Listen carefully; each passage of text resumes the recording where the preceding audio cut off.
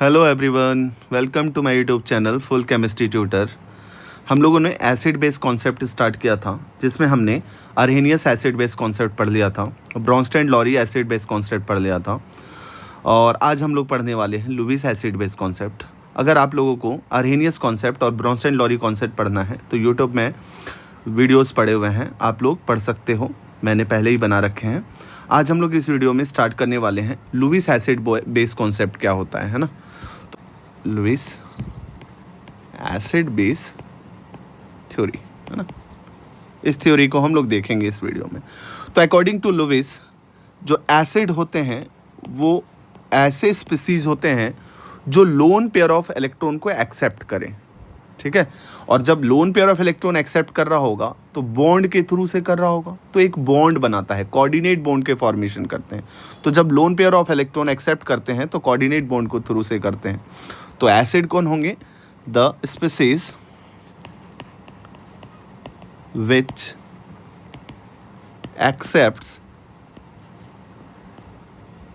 Loan pair of electrons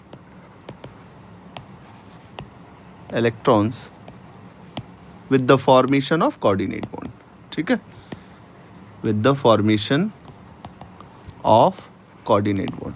तो coordinate bond के through से लोन पेयर एक्सेप्ट करते हैं, ठीक। तो ऐसे कौन से स्पीसीज होंगे जो लोन पेयर को एक्सेप्ट कर सकते हैं? तो ऐसे जितने भी स्पीसीज जिनके ऑक्टेट पूरे नहीं हुए हों, है ना। ऑक्टेट मतलब उसके टोटल इलेक्ट्रॉन्स बॉन्ड बनाने के बाद अगर उनके पास ऑक्टेट पूरे नहीं हुए हैं, वो 8 इलेक्ट्रॉन नहीं है उनके आउटर मोस्ट इलेक्ट्रॉन में विद फॉर्मेशन ऑफ बॉन्ड्स, तो हम ऐसे स्पीसीज़ को कहते हैं कि वो लुईस एसिड की तरह बिहेव करेगा। ऐसे स्पीसीज़ को हम अलग नाम भी देते हैं, हाइपोवेलेंट स्पीसीज़ कहते हैं ना, हाइपोवेलेंट species.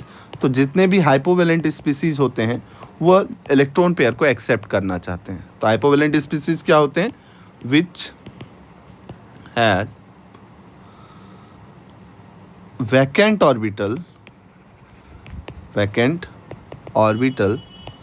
after sharing electron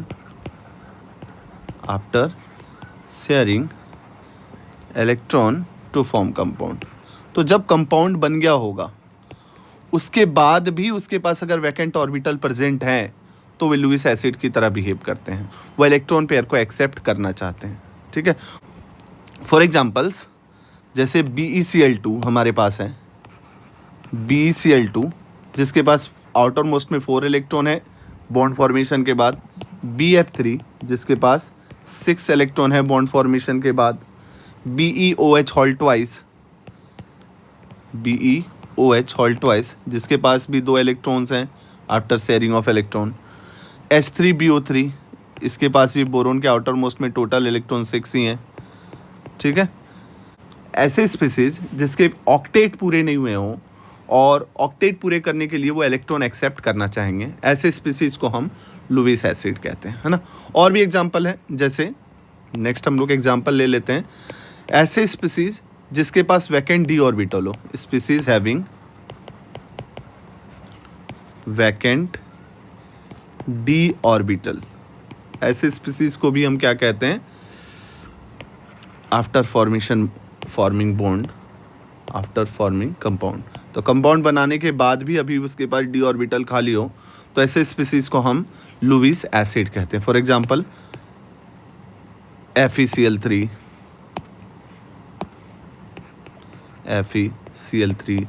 ZnCl2 etcetera, है ना। इसमें एक और एग्जांपल हम ले सकते हैं AlCl3, हम लोगों ने ऑर्गेनिक में बहुत देखा भी ऐसे, है ना, लुईस एसिड की तरह बिहेव करता है। कहाँ पे देखा है हमने? फ्रीडल क्राफ्ट एल्काइलेशन और एसाइलेशन में हम AlCl3 डालते हैं, Lewis acid anhydrous AlCl3 use करते हैं ना। तो कुछ स्पीसीज जिसके पास डी ऑर्बिटल खाली हो फॉर्मेशन ऑफ बॉन्ड के बाद, फॉर्मेशन ऑफ कंपाउंड के बाद, तो ऐसे स्पीसीज को भी हम क्या कहते हैं? लुईस एसिड कहते हैं ना। अब लुईस बेस क्या होते हैं? तो Lewis base according to Lewis base theory, species which donates electron pair, ऐसे स्पीसीज जो इलेक्ट्रॉन पेयर को डोनेट करेंगे, ठीक है, ऐसे स्पीसीज को हम क्या कहते हैं? बेस कहते हैं ना। तो जितने भी स्पीसीज जिसके पास लोन पेयर ऑफ इलेक्ट्रॉन हो उसे हम बेस कह सकते हैं। तो species having lone pair of electrons after forming compound बन जाने के बाद भी अगर उनके पास lone pair of electrons present हैं तो ऐसे स्पीसीज को हम लुईस बेस कहते हैं। For example NH3, PH3, H2O, CH3OH, C2H5OH, है ना, THF, ये सारे स्पीसीज क्या कहलाते हैं? ये सारे लुईस बेस कहलाते हैं। और हम कह सकते हैं कि जितने भी एनायंस हैं, all anions behaves as Lewis base, है ना, वो लुईस बेस की तरह बिहेव करेंगे। तो जितने भी एनायन है, जैसे मान लो CH3 माइनस, OH माइनस, है ना, NH2 माइनस एट्सेट्रा, इतने जितने भी नेगेटिव चार्ज वाले स्पीसीज हैं वो सारे बेस की तरह बिहेव कर सकते हैं, लुईस बेस की तरह बिहेव कर सकते हैं, है ना। चलिए एक सवाल से हम समझते हैं इसको। जैसे मान लो कि हमने ले लिया BF3 और उसका रिएक्शन करवा दिया हमने NH3 के साथ, है ना, तो ये एक एडक्ट का फॉर्मेशन कर लेता है। एडक्ट मतलब क्या होते हैं? एडिशन प्रोडक्ट, जिसमें बोरोन अपने वैकेंट ऑर्बिटल में नाइट्रोजन से इलेक्ट्रॉन एक्सेप्ट करता है और कुछ इस तरह से कोऑर्डिनेट बॉन्ड के थ्रू से इलेक्ट्रॉन एक्सेप्ट करता है। इसको हम लोग कहते हैं एडक्ट। यहाँ पे जो BF3 है वो लुईस एसिड की तरह बिहेव कर रहा है, जितने इलेक्ट्रॉन पेयर को एक्सेप्ट करा है, और यहाँ पे जो अमोनिया है NH3 वो लुईस बेस की तरह बिहेव कर रहा है क्योंकि इसने अपने इलेक्ट्रॉन पेयर को डोनेट करा है ना।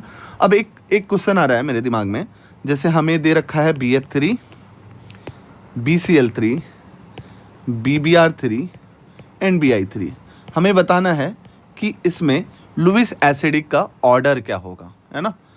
तो ऑर्डर क्या होंगे हम इसको ध्यान से देखते हैं। अब हमें पता है कि BF3 जो है, BF3 जिसमें बोरोन के पास एक वैकेंट ऑर्बिटल प्रेजेंट है, राइट। अब चूंकि फ्लोरीन के पास इलेक्ट्रॉन पेयर हैं, ठीक है, और बोरोन के पास वैकेंट ऑर्बिटल है, तो वहाँ पे एक special type of bonding start हो जाती है जिसको हम लोग कहते हैं बैक बॉन्डिंग। तो ये जो फ्लोरीन है वो अपना इलेक्ट्रॉन बोरोन के वैकेंट ऑर्बिटल में दे देता है बैक बॉन्डिंग के थ्रू से, है ना, इसको कहते हैं बैक बॉन्डिंग। और एक पाई बॉन्ड कैरेक्टर इनके बीच डेवलप होने लग जाते हैं। तो हम यहाँ पे ये बता सकते हैं कि बोरोन के पास जो वैकेंट ऑर्बिटल होना चाहिए वो अवेलेबल नहीं है, क्योंकि वो किसके साथ बिजी है? वो फ्लोरीन के साथ बिजी है बैक बॉन्डिंग के थ्रू से, है ना। कौन सी बैक बॉन्डिंग हो रही है? तो यहाँ पे जो बैक बॉन्डिंग हो रही है 2p पाई वाली बैक बॉन्डिंग हो रही है, जो कि काफ़ी स्ट्रॉन्ग बॉन्डिंग होती है बैक बॉन्डिंग में, है ना। तो यहाँ पे इसके वजह से इसके पास जो वैकेंट ऑर्बिटल होना चाहिए वो कम अवेलेबल है। इसलिए अगर बाहर से इलेक्ट्रॉन एक्सेप्ट करने की बात हो जाए तो ये आसानी से इलेक्ट्रॉन एक्सेप्ट नहीं कर सकेंगे। इसलिए क्या करेगा, इसकी लुईस एसिडिक कैरेक्टर जो होगी वो कम हो जाएगी। किससे? अगर हमने BCl3 से कंपेयर करा तो BCl3 में जो वैकेंट ऑर्बिटल है बोरोन के पास वो अवेलेबल है, क्योंकि जो क्लोरीन बैक बॉन्डिंग करेगा वो इतना स्ट्रॉन्ग बैक बॉन्डिंग नहीं हो पाएगा, जिसके कारण ये जो बैक बॉन्डिंग ये वीक बैक बॉन्डिंग होंगे, है ना, वीक बैक बॉन्डिंग होंगे। क्यों होंगे वीक बैक बॉन्डिंग? क्योंकि जो बोरोन है वो 2p में लेगा, लेकिन क्लोरीन जो है वो क्लोरीन दे रहा है कहाँ से? 3p से। तो 3p पाई 2p पाई बैक बॉन्डिंग होगी, जो कि इतनी स्ट्रॉन्ग तो नहीं होती है। 2p पाई जैसे तो स्ट्रॉन्ग नहीं होती है। इसलिए यहाँ पे जो BF3 में बोरोन के पास खाली ऑर्बिटल थे उससे थोड़ा ज़्यादा अवेलेबल रहेगा, उससे कम बैक बॉन्डिंग के वजह से, है ना। तो अगर हमें ऑर्डर ऐसे BR3 में बैक बॉन्डिंग और वीक हो जाएगी, BI3 में बहुत वीक हो जाएगी, जिसके कारण वैकेंट ऑर्बिटल सबसे ज़्यादा कहाँ अवेलेबल होगा? आयोडीन BI3 के केस में होगा। इसलिए जो लुईस एसिडिक कैरेक्टर का ऑर्डर होगा, लुईस एसिडिक कैरेक्टर का जो ऑर्डर जो होगा वो क्या होगा? वो होंगे सबसे कम होंगे BF3 में, फिर होंगे BCl3 में, फिर होंगे BBr3 में, फिर होंगे BI3 में। ऐसे ही कुछ सवाल गेट में आ चुका है, 2021 में आया हुआ है ना, तो काफ़ी इंपॉर्टेंट सवाल है। तो ये लुईस एसिडिक कैरेक्टर हम बैक बॉन्डिंग से समझे ना। तो this is all from my side. Lewis acid based concept में हमने ये देख लिया कि लुईस एसिड कौन होते हैं जो लोन पेयर को एक्सेप्ट करें, और लुईस बेस कौन होते हैं जो लोन पेयर को डोनेट करें।